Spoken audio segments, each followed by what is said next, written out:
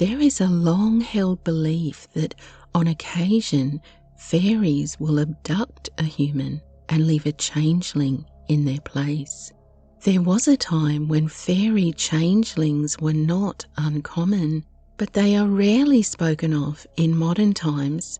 Is this because the fairies no longer substitute a person with one of their own? Or they do, but we just don't notice. G'day, I'm Kitty. Welcome to Fairy Encounters. This collection of true changeling encounters are diverse and bizarre, and you'll see the different ways that people deal with the sudden appearance of a changeling in their life. Some accept the changeling and treat it very well for fear of what the fairies will do to their loved one if they were to mistreat the changeling. Others, though, are strong and decisive, determined to rid themselves of the changeling by any means. Now, fairy changelings are a broad and a prickly kind of subject, but let's give it a crack, starting with something that might surprise you. Did you know that in some rare occasions, a person who has been abducted by fairies and a substitute or a changeling put in their place returns to their family and friends?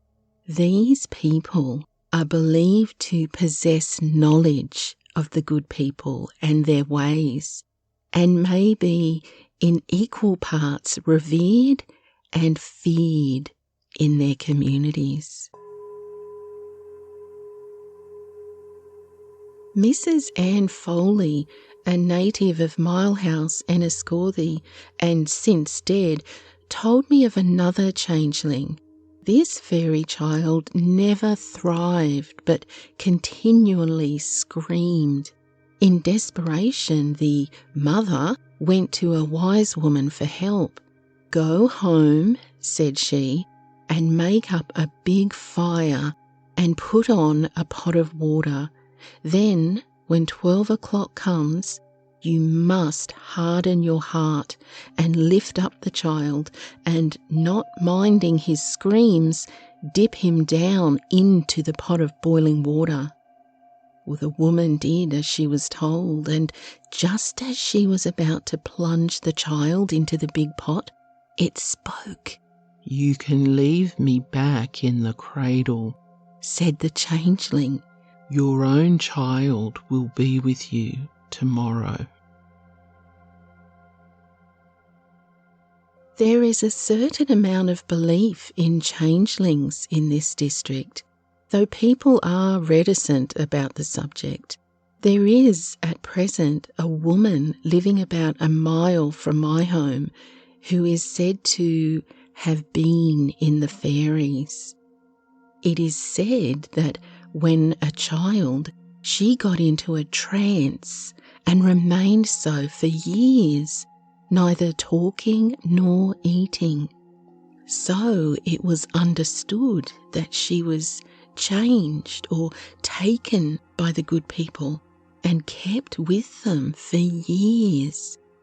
After some years, she was returned and the changeling disappeared. And though quite normal and now married, this woman is always looked upon as having been in the fairies. But she is never regarded with any sort of superstitious fear. She lives with her husband in a home near a fairy ring. My father told me about Jimmy Smith. He knew his sons very well, but not himself, as he was dead before my father's day. But he often heard his mother telling about him. Jimmy Smith, when a young man, was taken away with the fairies. He got back somehow or other, and he brought back with him a little black stone. It was said he stole this stone from the fairies, and all his power was in this stone. He was brought all over Leitrim to cure people who were taken away with the fairies, but he did not employ the story method, that is, to threaten them with pain or torture. Instead, he went up to the room where the changeling was, closed the doors and windows, and went through certain ministrations with the little black stone that he stole from the fairies. He was nearly always successful, and most people regained their health after his visits. He cured all kinds of crooked feet, crooked eyes, humps and wasting diseases. All those diseases were caused by the fairies. The priests, though, were very angry with anybody that called in Smith, but in spite of all opposition, he did a great trade. The stone, as I heard it described, was about the size of a crown, was round and polished and jet black. Jimmy Smith himself is dead, 100 years now. I often heard this story from May Power. The changeling's mother was called Kate Rawdon. She had a son who was named Bucky Laheef. His children still occupy that homestead. That changeling could tell when anything went wrong in the neighbourhood, such as when a cow got stuck in a trench, or when somebody was going to die or was in any kind of trouble. There were two brothers, twins they were, the Coffees. They were brothers-in-law of my brothers living at Fustane. When they were very young, they used to get up very early, often before day, to go to the mountain. When they were about 12 years old, one of them picked up a blue bit of paper shaped like a candle. That evening he was out playing in the river with other boys of his age, but he didn't come in early, as he usually would. Whatever happened to him, he was never any good after that night. He was like an old man when he returned late that night. The people said that the young boy was taken and an old man left in his place. He got foolish and obstinate. He sat near the fire on a timber block in just his shirt, and he never ate anything as far as anyone knew. He used to spill the meal and flour around the kitchen at night, and his people, especially his mother, were heartbroken by him. Now, there was a boy of my brother's who was reared in that house, and he died there. Well, my sister and I went to the wake, and we were more or less afraid of this man, as he had a very sharp tongue. When I was approaching the house of the wake, he came down to meet me. "Welcome, Bridget Mahoney, and 'twas hard for you to come here tonight." And so it was, as I had a lot of young children then. He hadn't seen me for 14 or 15 years, and he looked like an old man. He could hit his head against the wall and nothing would happen to him. My brother and sister's husband were coming to the wake that night too. When they were yet 300 yards away from the house, where they could neither be seen nor heard, he said to the old woman, "Your sons-in-law are coming now, ma'am." He could not possibly see them, but he had the second sight. He used often tell about all things. "Mike Palmer's horse is down there in our field," he would say, "and the chain is broke." And then so it would be. His people sold the place to Jack Hussein. He didn't want to leave at all and became so violent that they had to send him to an asylum. Well, he lived there for only a short time. He was about 33 years old when he died. He lived about a mile from me. He never went outside the door. The general opinion of him was that he was a changeling. About 8 or 9 years ago, there died an old man who was known locally as Tommy the Fairy, on account of him having been with the fairies as a child. His real name was Thomas McFonigal, but the other was the only one he ever got in this locality. His brother still lives in Mullinahoish with his son and his son's wife. The family are amongst the most respectable and respected families in the locality. They have always lived in comfortable circumstances and are all tall and strikingly good-looking. Tommy, however, was just the reverse, undersized and stunted-looking. This effect being very much heightened by his always wearing clothes many sizes too large for him. He had a delusion that he was tall and that he was always getting taller, and it was always to big men that he went begging for clothes. He tramped about the countryside, staying a night here and there, and sometimes staying for a good period in the same house at night, and always, of course, tramping around in the daytime. He didn't want money. He preferred a handful of oatmeal, which he put in a little can. He had a loud voice and a very grim, bearded face.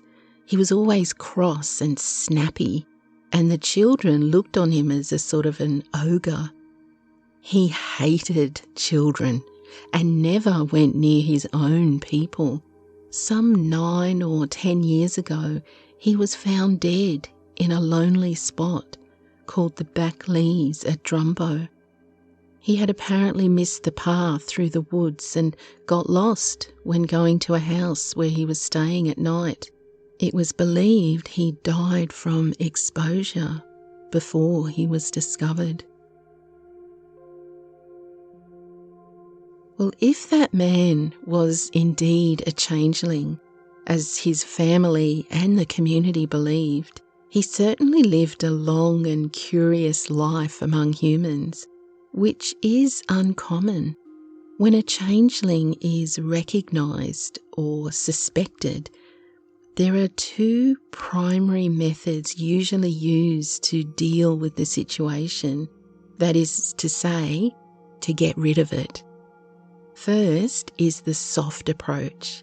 Parents who fear their once handsome, healthy or placid baby has been replaced with a wizened, grisly or sickly changeling take what must feel a counterintuitive approach, and they shower the changeling in meticulous care and affection.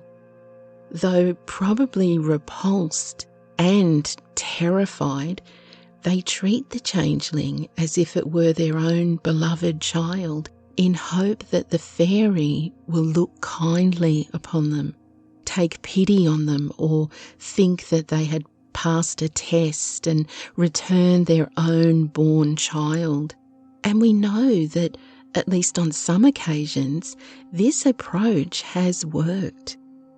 But the second, and surely quicker and easier approach to ridding yourself of a changeling is making threats of violence toward it. And I know this sounds awful, but it must be said, it seems to work. When a suspected changeling is threatened with burning or beating, many accounts state the changeling reveals itself and leaves. Sometimes the stolen human is returned to the family, but sometimes they're not. Some harvesters were cutting and binding corn in a fort field. Among them was a poor woman who, having nobody at home to look after her baby, had to bring it with her to the cornfield. She placed the baby between some sheaves in the shelter of the fort while she worked at the binding. After some time, when she came to see the baby, she found it had been taken away and replaced by a changeling. On seeing this ugly creature, the poor woman was horrified and screamed loudly. Her crying attracted the attention of the farmer, who came up to see what was wrong. On hearing what had happened, he ordered the workers to gather dry bushes and ferns and bring them to the spot, then place them in a ring around the changeling. He then set one of the dry bushes on fire, and as the blaze was drawing near the fairy child, a hound sprang out of the fort with the poor woman's child in its mouth at her feet. Then it sprang in over the ring of blazing bushes, grabbed the strange creature in its mouth, and disappeared with it into the fort. The mother, as well as all the other harvesters, were delighted to have the baby back again. A strange story is told about a little boy who was stolen from his parents by the good people, as the fairies are sometimes called. In his place was left a shriveled-looking, cross-tempered boy with an enormous appetite. The heartbroken parents did not suspect the trick the fairies had played on them. They thought that the change in their son was due to an illness which had left him a helpless invalid. The poor mother got into blame one day for giving the invalid all the food in the house. The other son, enraged and ashamed to have no food for the men whom he had threshing the corn, rushed into the room with a loaded gun in his hands and shouted, "Clear out or I will shoot you." To the astonishment of all, the boy jumped out of bed and begged for mercy, crying, "I'll go tonight, I'll go tonight." They thought the lad had gone crazy. At midnight that same night, such terrifying shrieks and sounds came from the room that their hearts nearly stopped beating. At last they had courage enough to enter the room. They found, calmly sleeping in bed, not the withered-looking invalid, but their own child, strong and healthy as he ever was. A boy who was watching his younger sister while his parents were both from home saw a small man and woman come out from behind the oven. They told him to give them the little one, and when he refused, they stepped to the cradle and endeavoured to take the baby by force. The boy, however, was strong and bold and flayed about him with such determination that the robbers at length took to flight. There is a house near Granard, and long ago there lived a man and his wife and one child there. When the child was only 2 days old, it was asleep on its mother's arm, and she was asleep too. It was night time, and there was a man going home from his ceilidh. As he was passing this house, he chanced to look in, for there is a small window in the back of the house. He got a terrible surprise to see a small little man standing outside the window, and he giving in something to someone in the room. The man ran in and told the servant girl to go up and look at the child. When she went up, there was a small man just taking the child out of the bed. The girl screeched and the man disappeared. The man that was outside was holding a small, withered little child, and they were going to leave it in the good child's place. A shepherd's wife living near Selkirk was lying in bed one day with her newborn boy at her side when she heard a sound of talking and laughter in the room. Suspecting what turned out to be the case, she seized in great alarm her husband's waistcoat, which was lying at the foot of the bed, and flung it over herself and the child. The fairies, for it was they who were the cause of the noise, set up a loud scream, crying out, "She has cheated us!" Soon afterwards, the woman heard something fall down the chimney, and looking out, she saw a waxen effigy of her baby stuck full of pins, lying on the hearth. The would-be thieves had meant to substitute this for the child. When her husband came home, he made up a large fire and threw the doll upon it. In a lying-in room that the mother could find no sleep while the lights were burning, her husband resolved to take the child in his arm in order to keep strict watch over it so long as it was dark, so she could sleep.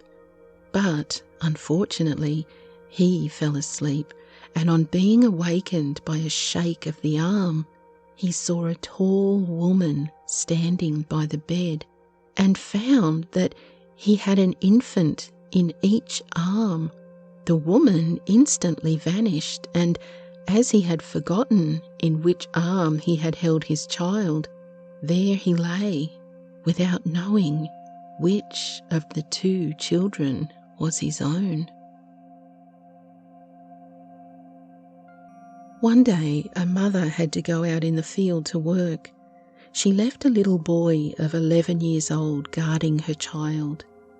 The boy minded the child for a while, but after a while he grew uneasy and went out to join his companions.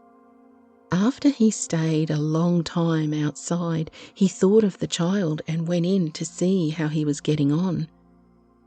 As he opened the door, he saw something like a bird fly out through the roof of the house. The boy searched the thatch, and as he could find no opening where the bird could fly out, he became frightened, and he remained with the child till his mother came home. The child was none the worse for this strange experience. In the county of Wicklow, there is a well called Well of the Ash Tree, visited by mothers who suspected fairies for having made to them an unsatisfactory exchange of children. The mode of operation employed was to dip a supposed changeling 3 times in the well of the ash tree.